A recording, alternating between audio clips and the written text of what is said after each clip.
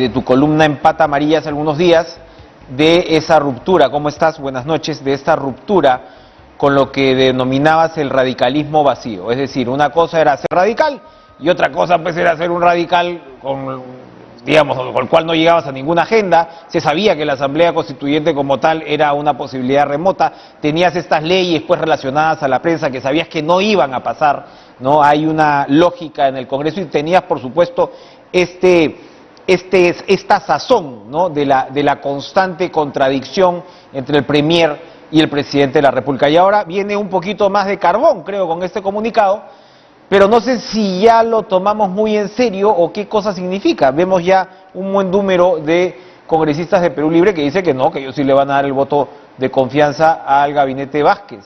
¿Qué tal, Juan? Un gusto, Enrique.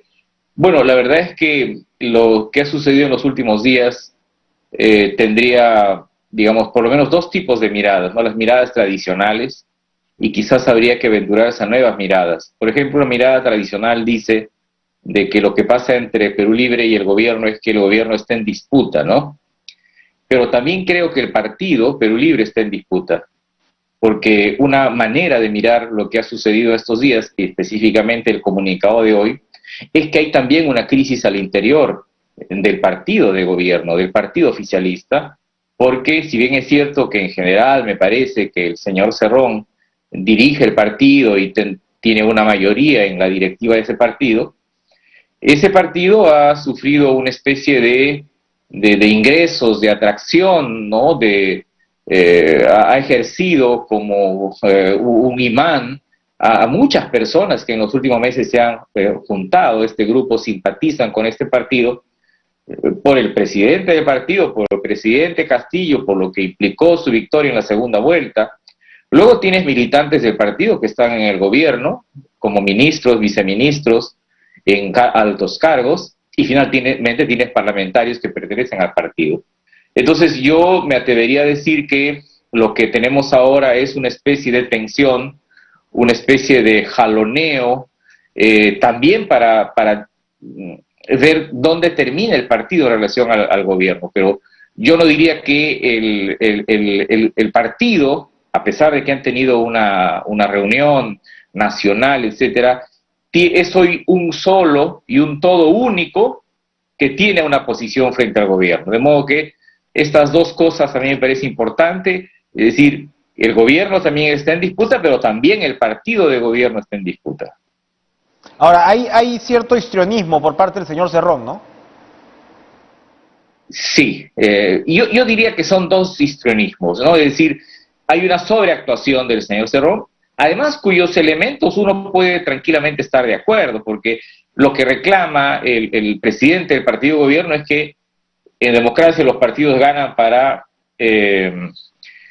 gobernar, pues, y no pueden ser echados del gobierno. Yo creo que no han sido echados, pero me parece que el reclamo de gobernar porque ganaron o participar en el gobierno es justo, pero hay una sobreactuación en el sentido que estamos siendo echados, que hay una derechización. Miren, derechización fue lo que hubo en otros gobiernos, pero si uno mira el componente de este nuevo gabinete, por los orígenes que tiene Mirta Vázquez, por su militancia feminista en relación al medio ambiente, a los derechos humanos, a la descentralización, probablemente sea más radical, de acuerdo a los cánones con los cuales estamos hablando ahora, mucho más radical que el señor Bellido. Solo que en el caso de ella ha tenido una oportunidad de demostrar que es eficaz en lo que hace, lo que no necesariamente ha pasado con el señor Bellido.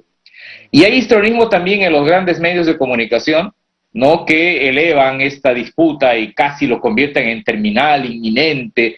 Yo no hablaría todavía de divorcio, me parece que hay separación, hay distancia, hay críticas, hay controversias, pero yo diría que los 37 parlamentarios de Perú Libre en el Congreso están procesando la toma de una posición, y yo no estoy seguro que esto necesariamente o su decisión se incline a favor del señor Cerrón. Claro, y como siempre dices, la cama de la presidencia pues es bien chiquita, ¿no? Entonces el que se quiere ir El que se quiere ir sabe que se va a quedar mucho más en el aire, ¿no? El que se va a alejar del poder, el que ejerce el poder finalmente es, se supone, el presidente de la República.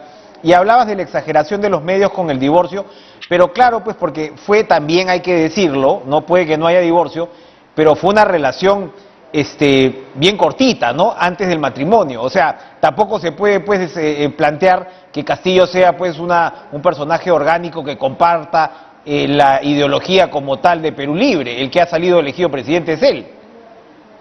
Con dos, cierto, y con dos añadidos. El primero es que para la segunda vuelta se presentó un programa más de Castillo, menos del partido. Y segundo es que, siendo para mí relevante que se organice un partido desde las regiones y que haya tenido el desempeño que tiene Perú Libre, es un partido nuevo, no es el PPC, no es el APRA, no es el Partido Comunista. Entonces, pedir ahí como que una especie de cultivar una memoria histórica del partido y entonces hablar de expulsiones, de procesos, me parece que es un exceso. Hay militantes de Perú Libre que ahora incluso son parlamentarios que hace un año y medio no eran militantes del partido de gobierno. Ahora, sí me llama la atención lo que yo denomino esta ultraderecha irredenta en el Perú, que reclamaban que Castillo marque una distancia frente a Cerrón. Y ahora que ha marcado la distancia frente a Cerrón, no acogen a Castillo, acogen a Cerrón, lo cual demuestra que para estos grupos el problema no es la gobernabilidad, la gobernanza, la estabilidad, sino generar dificultades al nuevo gobierno, porque esto es interesante. No, separa a Cerrón, margina a Cerrón, perfecto, ya hizo esto el gobierno. Entonces uno decía, caramba, entonces abracen a Cerrón. No, abracen a Castillo, no, abrazan a Cerrón. Por eso es que va a ser muy extraño. No, claro, sí, era realista que el día de la votación de la confianza puede aparecer la ultraderecha y la izquierda unidos, jamás serán vencidos, ¿no? Pero ahí hay algo bien interesante en lo que dices, porque sí es claro, lo que siempre se podía temer, ¿no? Es una especie de síndrome Humala llevado al extremo, que es distinto, ¿no? En el sentido de cuando Humala se pelea con la izquierda, por supuesto la izquierda lo desprecia, pero la derecha nunca lo quiso como suyo, a pesar de que Humala se supone que se derechizó. Según él no fue así. Pero más allá de eso, la izquierda y la derecha, o la extrema izquierda si quieres, y la extrema derecha, ahí se encuentran en este personaje tan mentado, ¿no?, por columnistas y especialistas y pescadores de la política, que es el caviar, ¿no? Entonces el caviar se convierte en el símbolo, ¿no?, porque lo dice en el comunicado Cerrón ahora, me imagino por la prosa, ha sido pergeñado por el propio Vladimir, ¿no? El gabinete es un gabinete caviar. Y por el otro lado, hay algunos colegas que ya no los vamos a mencionar, ¿no?, que hacen todos unos sesudos análisis donde es el caviar, pues, que se ha apropiado de la teta del Estado, ¿no?, y que no la quiere soltar. Entonces ahora lo que ha hecho es, efectivamente, como tú dices, ¿no?, retoma esa posición. He visto un video hasta divertido, hay que decirlo, de Ricardo Belmont, ¿no?, que hace también toda una alegoría al respecto.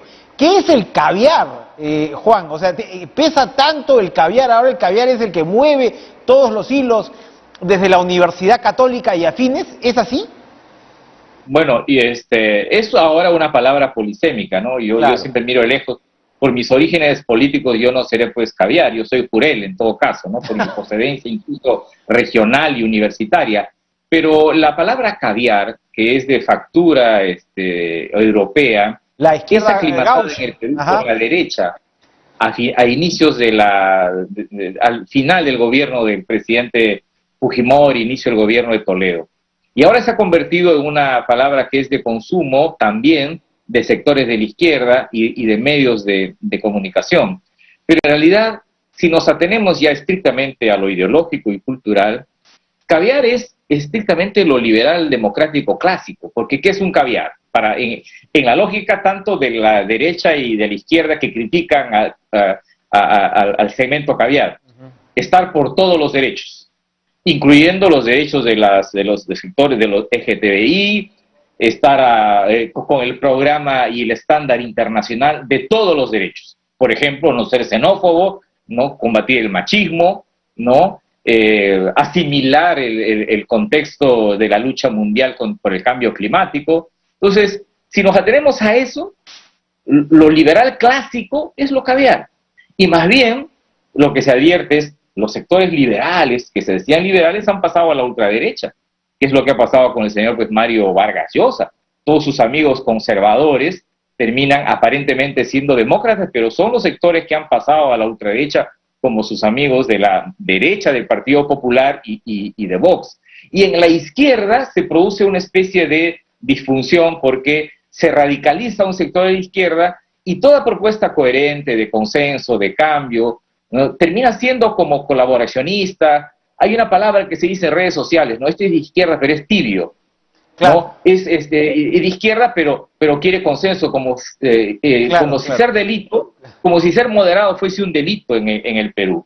Ajá. Entonces, sí, estamos frente a dos extremos que conscientemente cuestionan un programa de todos los derechos, que cuestionan el consenso, que cuestionan el pacto político, un proyecto nacional. Entonces, claro, se puede entender que si es que no hubiese un mundo caviar, probablemente estos sectores de ultraderecha y ultraizquierda terminarían pues enfrentados en una vorágine que quizás al país le haría mucho daño. Habría que cocinar más consensos en torno a unos panes con huevera, probablemente, ¿no? O unos panes con pejerrey, seguramente, efectivamente, pero... en lo que sí tiene razón Perú Libre, y he visto tweets de varios de sus parlamentarios, es que el Perú ha votado por el cambio, ¿eh? Porque también es cierto, la gente dice, hagamos consenso, sí, pero hay gente que quiere hacer consenso sacrificando el cambio. Y el cambio es un asunto muy postergado en el Perú en los últimos años, en las últimas décadas. Es muy cierto, entonces, y hemos hablado bastante de eso, pero ¿cómo se procesa ese cambio? Porque, a ver, acá hay dos variables en lo que tú estás hablando.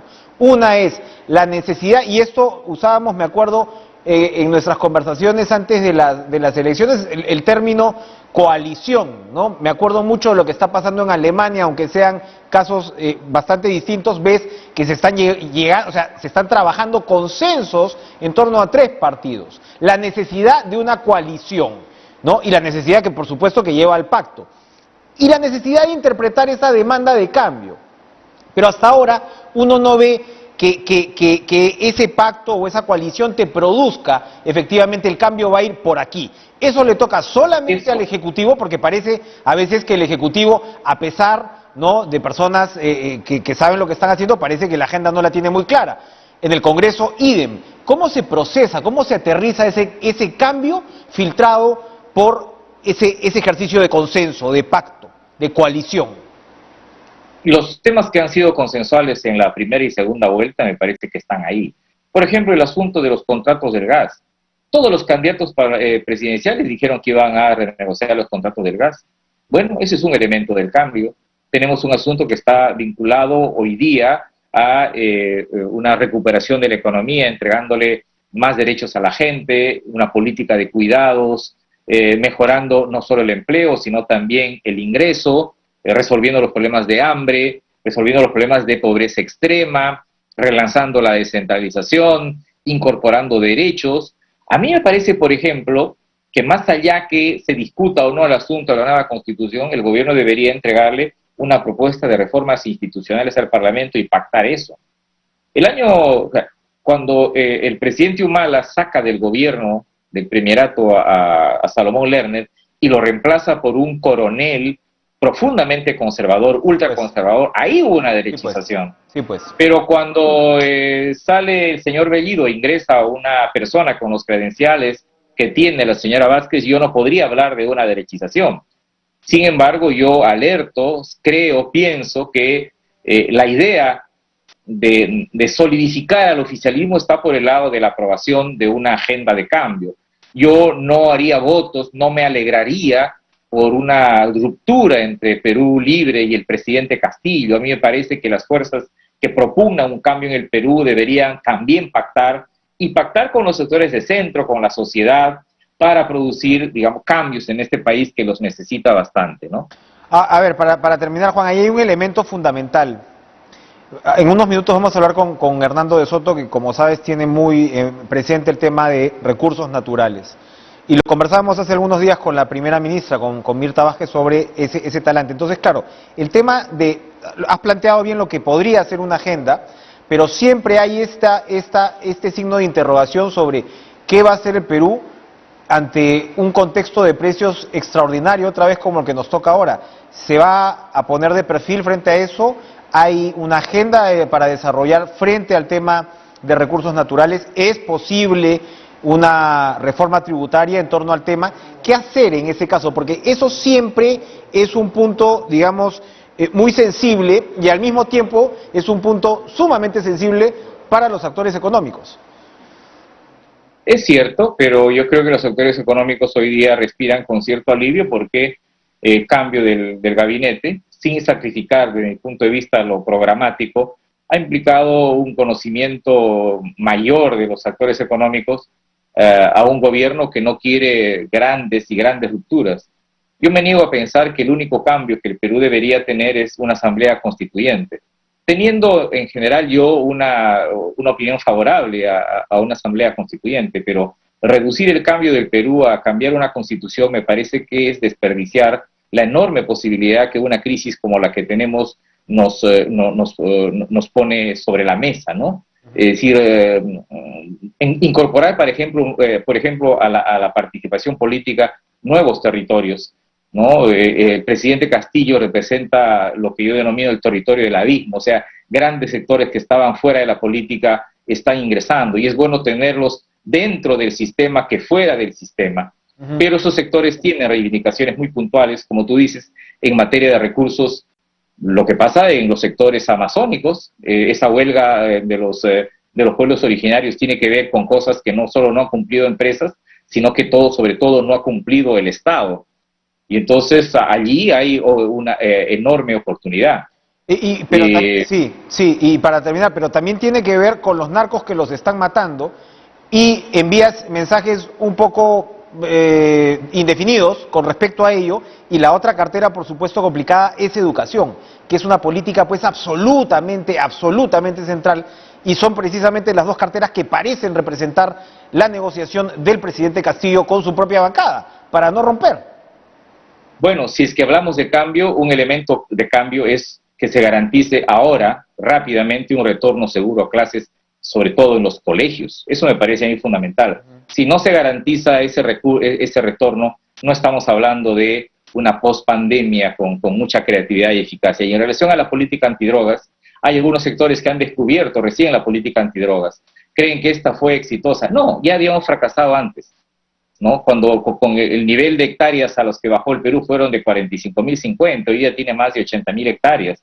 Y el problema no solo es la coca, es la economía ilegal, es la cantidad de casos que tiene la Procuraduría y que no puede avanzar porque la heroica Procuradora que nosotros tenemos carece de, la señora Sonia Medina, carece de apoyo, y eso no es de hoy día, eso es de hace mucho tiempo, ¿no? Sí me parece interesante a mí discutir esto, pero no sobre la base de que nos iba muy bien y ahora han venido unos tipos que quieren malograr lo hermoso que nos iba en la política antidrogas. Falso, es una dicotomía que yo creo que no resiste el menor análisis.